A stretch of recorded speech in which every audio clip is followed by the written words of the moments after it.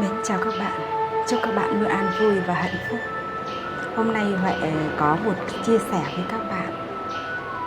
Bởi vì sau một năm học thì được nghỉ hè của giáo viên, nên thời gian này Huệ sẽ có nhiều thời gian dành cho chính bản thân mình và dành cho những niềm đam mê của mình. Bởi vậy mà Huệ cũng muốn chia sẻ với các bạn rằng là đến với kênh của Huệ Hoan Hỷ thì Huệ đang lúc nào cũng khao khát rằng mong muốn mang lại những giá trị chân thực, mang lại những giá trị yêu thương và cả những sự chữa lành đến với những người hữu duyên với mình. Bởi vì bản thân của Huệ cũng đã có những sự trải nghiệm, có những sự trải qua trên đường đời. Và khi mình biết được những cái sứ mệnh của bản thân mình thì Huệ đã có được cái khát vọng, đó là mang những sự chia sẻ đó đến với mọi người. Bởi vậy mà Huệ cũng rất mong muốn rằng trong những tháng hè này Huệ sẽ có được những sự kết nối yêu thương nhiều hơn nữa. Và Huệ ngoài việc chia sẻ tarot với các bạn để chữa lành những tâm hồn mà chúng ta đang tổn thương, thì Huệ còn biết được là bản thân của mình có những cái sứ mệnh, đó chính là cùng đồng hành, dẫn dắt với các bạn đi trên một cái cuộc hành trình chúng ta đến bến bờ an vui.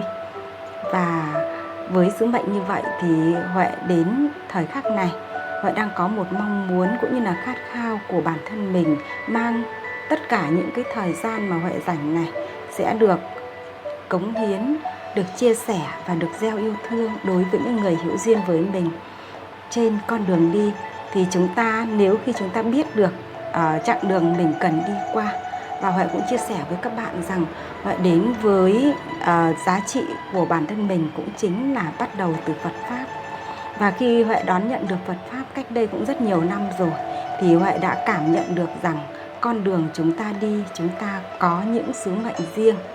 Và khi đó thì Huệ đã cảm nhận được tất cả những giá trị mà bản thân của mình sinh ra với kiếp làm người này. Thì Huệ đã có được những cái sự trải nghiệm, và mỗi sự trải nghiệm đó nó có nhiều khi nó mang lại cho mình những sự tổn thương, hoặc là đi trên những con đường gập ghềnh, nhưng điều đó không có gì cả. Điều đó chỉ là trải nghiệm thôi, và cái sự trải nghiệm đó sẽ mang lại cho Huệ những giá trị. Và chính những giá trị đó thì đã giúp cho Huệ ngày nay được sự an vui trong chính từ tâm của mình. Và con đường vận hành đó thì Huệ đã có trong bản thân mình những giá trị, chúng ta gọi đó chính là công thức. Bởi vậy mà khi chúng ta biết vận hành đúng công thức thì chúng ta sẽ được cái kết quả, được cái đáp án. Và bây giờ thì Huệ có sự chia sẻ với các bạn, đó chính là với sứ mệnh của kiếp làm người này, Huệ chính là một kênh dẫn truyền, giống như là một người để có một cái vai trò là chỉ đường, giống như là chỉ đường cho các bạn, để giúp cho các bạn biết được rõ con đường mình đang đi trong kiếp này là gì. Và khi đó thì nếu như các bạn nắm được và các bạn biết đi chính trên cuộc hành trình của mình. Còn phương tiện thì tùy theo các bạn, mỗi bạn có phương tiện riêng, bởi vì chúng ta đến với kiếp này là chúng ta đã có những cái lượng phước đức, công đức hay là cái nghiệp của chúng ta rồi. Bởi vậy mà mỗi bạn có cái phương tiện đi riêng, nhưng để đi được đúng con đường thì chúng ta phải có tấm bản đồ. Và Huệ có một sứ mệnh với chính cuộc đời của mình, đó chính là chúng ta đã biết cái tấm bản đồ của bản thân mình. Và trên từng chặng đường đi thì chúng ta sẽ đi như sau, đi ra sao để cho cái con đường của mình đi nó đến đích một cách ngắn nhất. Bởi vậy mà nếu như chúng ta đi đường vòng chắc chắn là chúng ta sẽ xa xôi. Còn nếu chúng ta biết đi đường thẳng, đường chính, giống như là đi trên đường trục chính, thì chúng ta sẽ đến đích một cách sớm hơn. Hay nói cách khác là chúng ta sẽ đến đích với lại đúng cái vai trò vận mệnh của mình. Và Huệ cũng biết được là trong cuộc sống của chúng ta, những anh chị hữu duyên với kênh của Hoan Hỷ cũng đều là những người đã biết đến đạo Phật. Khi chúng ta biết đến đạo Phật rồi thì cái niềm tin của chúng ta, đức tin của chúng ta vào đạo, vào nơi nương tựa tâm hồn của chúng ta, đó chính là giá trị cao đẹp nhất.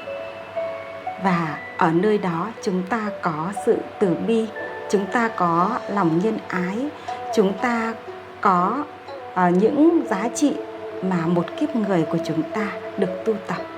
Bởi vậy mà Huệ cũng rất mong muốn rằng với những anh chị mà lớn tuổi đã đi làm rồi, thì các anh chị hoặc là các bạn có được biết cái tấm bản đồ của mình hay không, thì chúng ta hãy liên hệ với Huệ.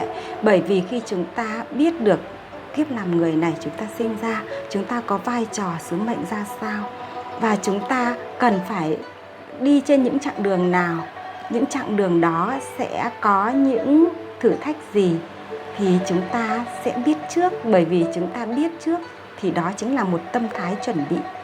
Cái tâm thái chuẩn bị nó quan trọng lắm các anh chị.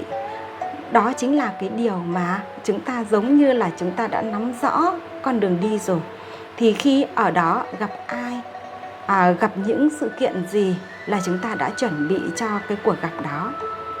Bởi vậy mà khi chúng ta biết được điều đó rồi thì chắc chắn rằng các bạn sẽ vững bước đi trên cuộc hành trình của mình. Và chúng ta biết được cái tuổi viên mãn của chúng ta nó nằm ở khoảng nào.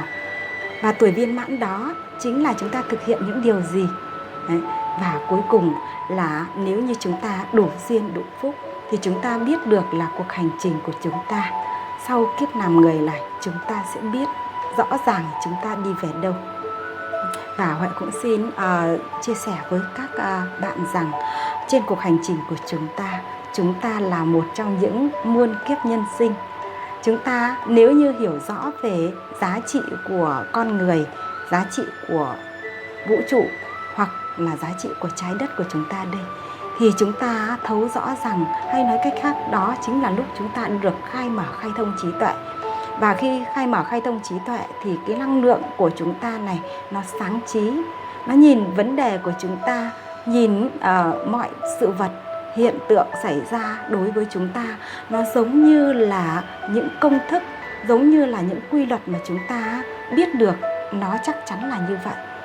Thế thì khi chúng ta đã nắm rõ trong mình công thức, biết rõ trong mình những quy luật rồi, thì con người của chúng ta thực sự là bình an. Chúng ta sẵn sàng sống với một tâm thái đón nhận những thứ gì đang đến, và chúng ta sẵn sàng biết được phía trước của chúng ta có những điều gì. Và các bạn đi trên cuộc hành trình an từ bên trong. Bởi vì cái gì đến thì cần đến, cái gì đã đi qua thì cần phải bước qua. Tất cả điều này nếu các bạn có sự trải nghiệm mà các bạn với một tâm thái như vậy thì không có cái gì để làm cho các bạn khổ cả.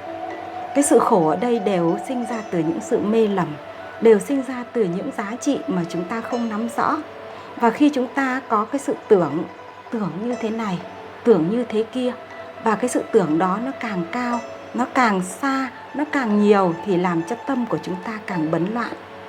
Bởi vậy mà khi chúng ta không còn tưởng nhiều nữa, sự thật nó là sự thật.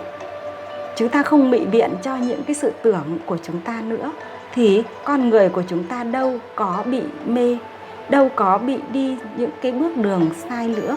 Bởi vậy mà Huệ biết được là trên cuộc hành trình con người của chúng ta sinh ra, chúng ta ai cũng có những điều, đó là chúng ta có tham, có tưởng, rồi là có sân si. Nhưng khi chúng ta bớt được những thứ đó đi, chúng ta buông được nó xuống, thì bản thân của chúng ta không còn những cái điều mà để làm cho tâm của chúng ta mệt mỏi, không còn những điều để làm cho tâm của chúng ta bị bấn loạn nữa. Bởi vì đây chính là những điều mà Huệ rất là mong muốn gửi đến với các bạn. Và điều đó chỉ có được khi chúng ta đủ duyên đủ phúc với nhau, chúng ta được gắn kết với nhau, được chia sẻ cùng nhau. Đó.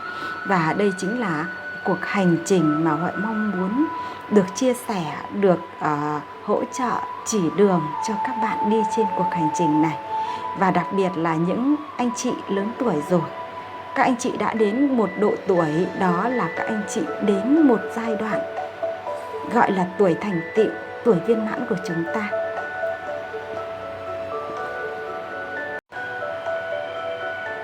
Tuổi thành tựu viên mãn của chúng ta, tuổi đó nằm ở đâu, và chúng ta đã được đi qua những chặng đường thì chúng ta có sự trải nghiệm lại xem có đúng với lại cái bản đồ mà chúng ta đang được có, hay là chúng ta phía trước của chúng ta là chúng ta cần làm gì, thời gian của chúng ta không còn nhiều. Các anh chị biết được là mỗi một con người của chúng ta có gọi là đường đời thì sinh chúng ta biết ngày sinh, như tử chúng ta không biết. chúng ta gọi là sinh có hạn, tử bất kỳ. Thế thì chúng ta, mỗi ngày của chúng ta là một thời khắc hiện tại, là một cái điều mà chúng ta cần thực thi ngay. Vậy chúng ta, nếu chúng ta vẫn cứ mông lung, chúng ta không biết được là chúng ta đến với cõi này để làm gì, và khi mất chúng ta sẽ được lựa chọn đường đi về đâu. Thế thì cái điều đó chúng ta có làm đúng hay chưa? Và cái sứ mệnh cao cả nhất trong kiếp này của chúng ta là gì? Thì mình cũng rất muốn rằng các anh chị hãy nắm cho mình một tấm bản đồ trong tay. Khi các anh chị biết được giá trị của bản thân mình rồi, thì các anh chị sẽ hiểu rõ rằng bản thân mình đã thực thi được bao nhiêu phần rồi. Và con người của chúng ta, nếu như chúng ta có một cái tâm thái tin vào bản thân mình, tin vào những điều mình đã làm được, và tin vào những nghiệp mình đã gieo, thì bản thân của chúng ta thật sự vững vàng cả trong kiếp này. Và chúng ta, nếu như chúng ta có được sự lựa chọn mà chúng ta chọn đúng, chúng ta biết rõ rằng chúng ta sẽ đi được đến đâu nữa.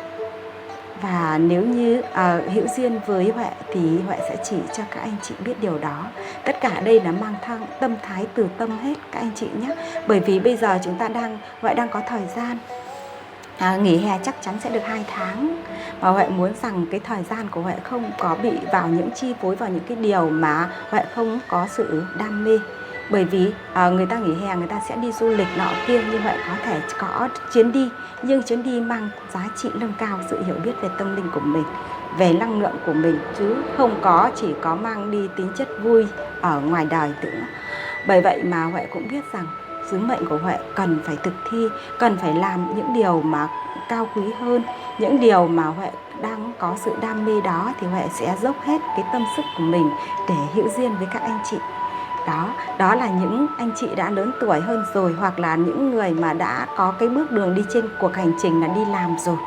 Thế còn đối với những em mà đang học sinh cấp 3, đặc biệt Huệ ưu tiên cho học sinh cấp 3. Cấp 2 thì các em có thể còn vài năm nữa mới lên cấp 3, hoặc là các em vẫn còn những cái thời gian.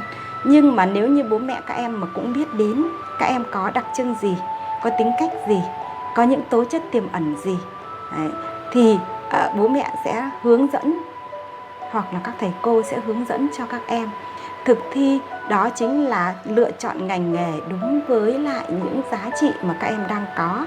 Nếu như khi chúng ta quyết định ngành nghề đúng, chúng ta cần căn cứ vào 3 cái yếu tố. Thứ nhất là giá trị các em đang có nghĩa là có tiềm năng, tiềm ẩn. Thứ hai là chúng ta có cái niềm đam mê. Vậy các em có những cái tiềm năng, tiềm ẩn gì, và các em đang có những đam mê gì? Đó, thì cái niềm đam mê cùng với cái tiềm năng của các em nó tạo lên một cái sức mạnh rất là mạnh mẽ và cuốn hút. Hay nói cách khác là chúng ta sẽ có được cái sức mạnh vượt bậc khi có tố chất lại có sự đam mê ở trong đó. Và cái thứ 3 nữa, đó là 3 cái lựa chọn trong nghề nghiệp. Đó chính là cái công việc đó, cái nghề nghiệp đó có mang lại cái sự ổn định, mang lại cái hữu ích cho xã hội hay không. Cái sự hữu ích ở đây có nghĩa là mang cái giá trị về kinh tế, về tài vật, mà có thể mang lại những cái giá trị ổn định cho cuộc sống. Rồi là xã hội đang cần, có nghĩa là xã hội cần thì mới mang lại được giá trị cho cuộc sống được. Đó chính là về vật chất. Và một cái điều cao hơn nữa là các em cần lựa chọn những ngành nghề liên quan đến thiện lành, và không phải là cái nghiệp ác. Cái thiện lành ở đây thì sẽ là gieo những cái hạt giống tốt trong cái nghiệp làm, gọi là nghề gắn liền với nghiệp của các em. Đó, thì khi lựa chọn đó thì 2 cái yếu tố ban đầu là cái yếu tố mà rất quan trọng, nó liên quan đến cá nhân của các em. Thì các em cần phải biết được trong bản thân em có tố chất gì, tính cách đặc trưng gì, và các em có niềm đam mê như thế nào. Bởi vì nó sẵn có rồi. Nếu như mà Huệ chia sẻ đây, có nhiều người sẽ nói rằng đó chính là những cái điều nó chưa phải là rõ ràng. Thế nhưng mà thực ra đây là những cái giá trị mà các nhà khoa học đã nghiên cứu và đã có những cái công thức để giúp cho chúng ta biết được. Đó là mỗi con người ta có một cái năng lượng rung động riêng của vũ trụ, và năng lượng này sẽ gắn kết với cái cuộc sống của chúng ta, và nó rõ ràng nó đi trên những cái cuộc hành trình. Thì cái lựa chọn nghề nghiệp chính là giá trị quan trọng của một đời người. Đó, Bởi vậy mà Huệ cũng rất mong muốn được, nếu như mà những em đó được hữu duyên, hoặc là bố mẹ đã hữu duyên với Huệ rồi, thì hãy lựa chọn cho con mình những cái tấm bản đồ gọi là cái vận mệnh đường đời của mỗi em, để giúp cho các em có được cái định hướng nghề nghiệp, lựa chọn nghề nghiệp một cách tốt nhất, một cách phù hợp nhất. Bởi vì con người của chúng ta, khi chúng ta có sự phù hợp về nghề thì chúng ta sẽ có cái sự an vui trong cái cuộc sống.